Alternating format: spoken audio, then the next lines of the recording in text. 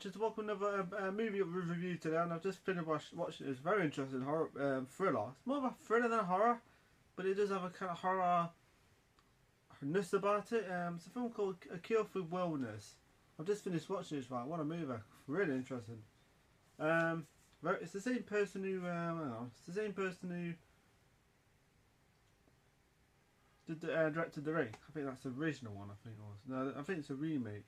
It's about this guy who gets sent to this he gets sent to this like big, it's like a castle, right? It's like this big place. You see this castle, you know, it's kind of a castle-ish kind of place, right? But it's a wellness centre, right? It's all these people, these old people, these other people are like, and how do I explain this? It's really a complicated story to explain. You know, it's this place. It's this because at the beginning, this guy has this like heart attack. So I don't know what it is. He's at the computer and he has some water, but then he has an heart attack for some apparent reason, right? And this guy gets sent to this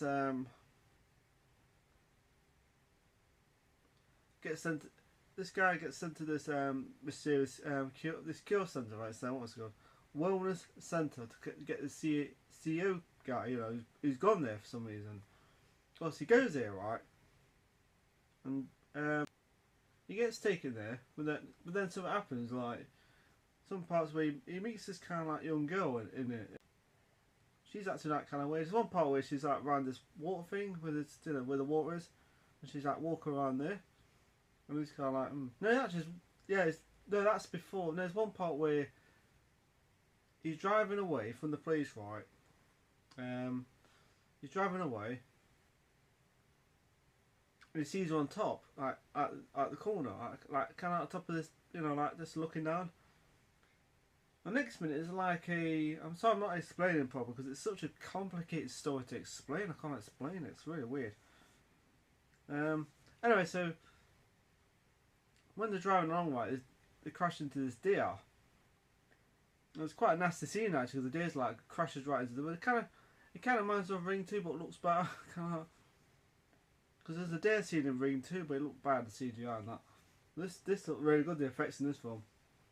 Did a really good job with the effects. So he gets into a car crash, but then, because after the crash, he meets this nurse and he says there's a certain person, you know, the character. What's his name? Can't remember the name. Potterman, is it? Potterman or something? Anyway, but then he goes to a steam room, and he starts looking for him, like, I don't know, he's looking for someone, anyway, he's looking for the guy, the CEO guy. And he goes into this, like, it looks like a shower room, I think it's a steam room or something. The next minute, he's looking at the wall, and and the thing behind it, the entrance disappears like a wall, and the next minute he's like blocked in. The next minute, it's like a entrance here where you can go through, and then he finds the CEO guy there. And it looks a bit like the guy from Buffy, I think it is off Buffy. He's talking to him, and then he kind of, yeah, he talks to him for a bit, then. So yeah, so he meets the CEO guy now. It's like a 2.5 hour movie, so there's a lot to freaking say. But there's a lot of great scenes. There's that scene, about where he's talking to the guy, and he kind of goes under water, you think he's just vanished, and he pops back up again. I think, oh, okay, he's there then. I didn't like the nudity scenes, though. There's like nudities and men, nudities, no thank you. Like I said, he meets this young girl in it, pretty girl. And he's kind of screwed up scene at the end with the kind of like dad, you know, not with the, you know, I don't know, not really a real dad. Anyway, I don't want to say too much to explore the storyline, but yeah, some cool scenes of the car crash. Like I said, is fantastic. The way they, you know, and then he wakes up in the hospital, right, and he's got like a thing on his leg, plaster on his leg, but there's a bit of a twist in it of what happened. Okay, but anyway. Then he meets this doctor there. I think he's a doctor. There's a doctor. He's a creepy guy there. You see later on, I'm like, geez, he's creeper. There's more to him than just like the movie kind of like messes with your brain because you think, are you seeing things? Because you keep seeing eels in this film, eels and stuff like that. There's a nasty scene with eels in it. I was like, Jesus Christ, film's screwed up. There's one part where he gets put in this like big tank thing, this metal like, and they put him in this like. They put this thing in his mouth so he could breathe underwater, and this guy's like watching him, right? And he's underwater, right? And then he starts seeing this eel, in the water. It's like loads of heels. Next minute, he's playing with himself. Right, his attractive nurse comes in, right, and he's like, "What do you know?" Why? And she's like, you know, getting a bit nude and stuff like that. He's waxing off, and waxing off, doing that with himself. But there's another scene I like to like, but where he gets to go out. He takes the girl out of the place, right, because she's like riding a bike. He sees her riding the bike, right, so he thinks, oh, I'll take you out. You know, he takes her, no, she rides him out the gate, right, goes to the pub, right, and for some reason, and he buys her a drink, right, so, and she don't like the drink, but then they got this stuff, right, they put in the mouth, some kind of, I don't know what it is, some kind of, it tastes like, she puts this stuff in her mouth, I can't remember what it is, it's like a cure thing, but, not a cure thing, but I don't know, I can't remember what it is. It's just stuff in there to put in the mouth. Like I said, it's a difficult film to explain, it really is. No, I don't know. Anyway, he goes to use the phone, right, and she goes and does her thing, uses the bathroom and so, and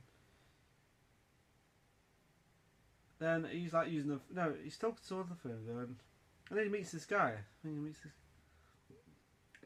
Anyway, he sees this woman playing this video game, right, he meets this guy there, and he starts saying stuff about the police and stuff like that, and you know, this is just before, actually this is after the car crash, yeah.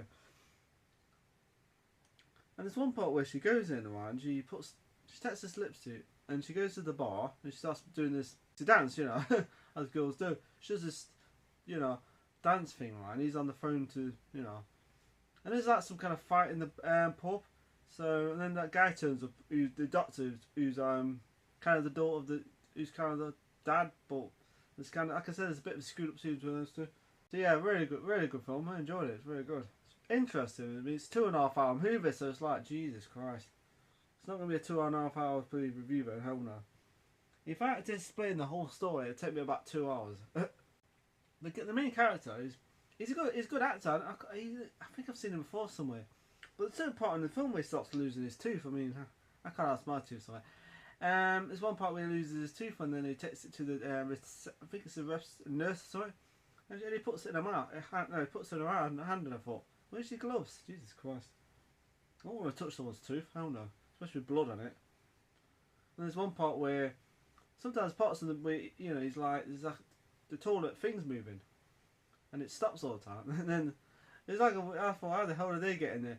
Anyway, he's like looking at the window. Next bit, there's like taking bodies to this like cave. It's like a small little cave. It's weird.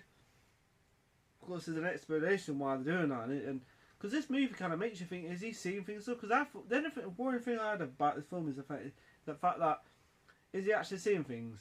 Is he like hallucination? There's a bloody stupid twist where he's actually. But that there's a bit of it. It's clever the way they're doing it because you think, oh.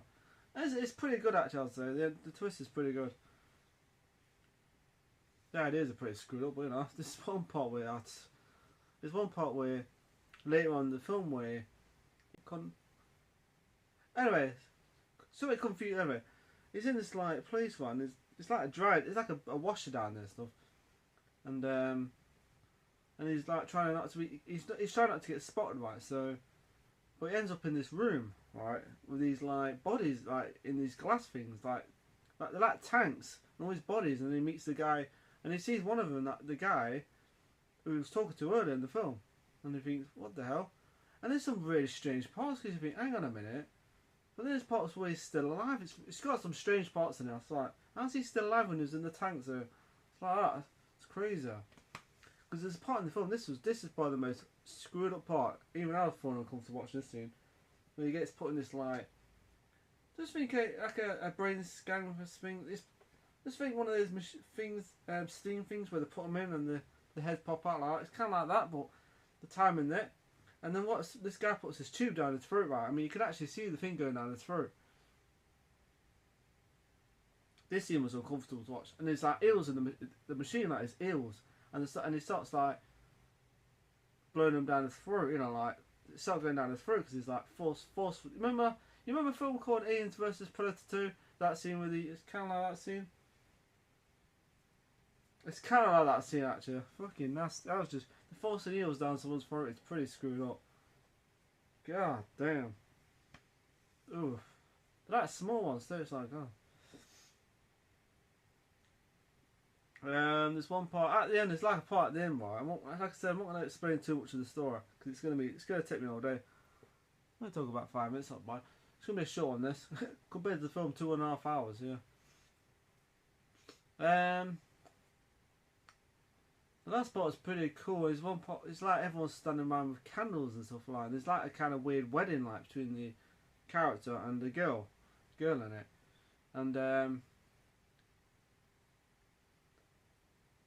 he takes her to this like this bat cave, you know. It looks like the bat cave. It's like where they take the bodies, right? Takes her there, right? And you know, there's like a picture of a woman there. I think it's a mum. I think it was.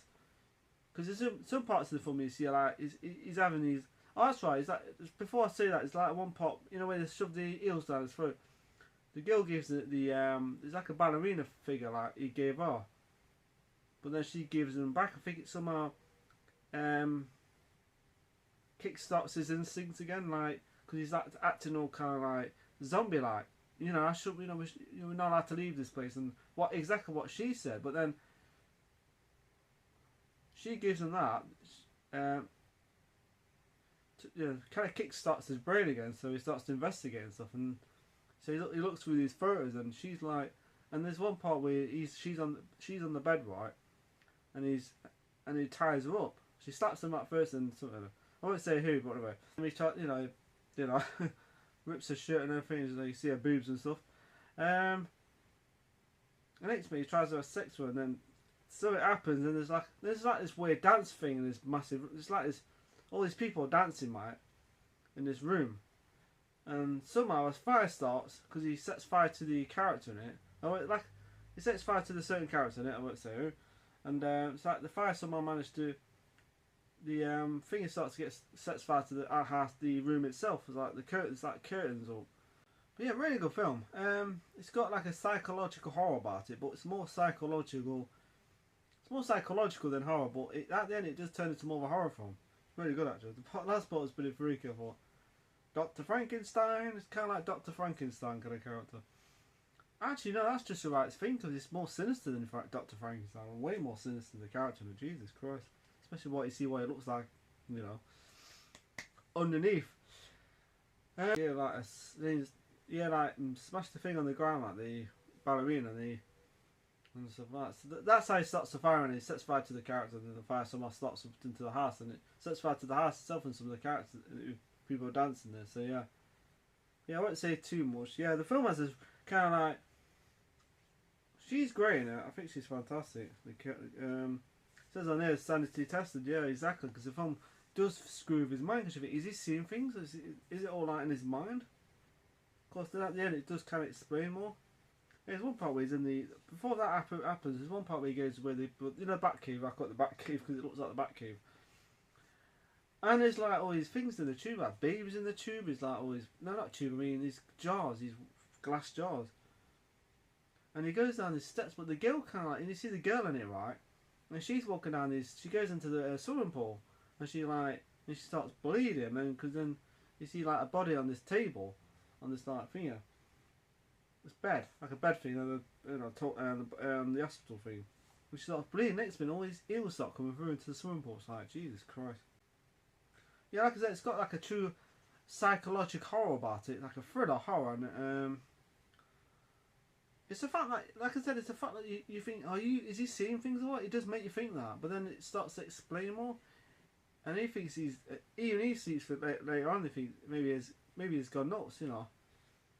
Thinks he's gone nuts, but yeah. So I'm gonna give a rating out of 10. I give this film a.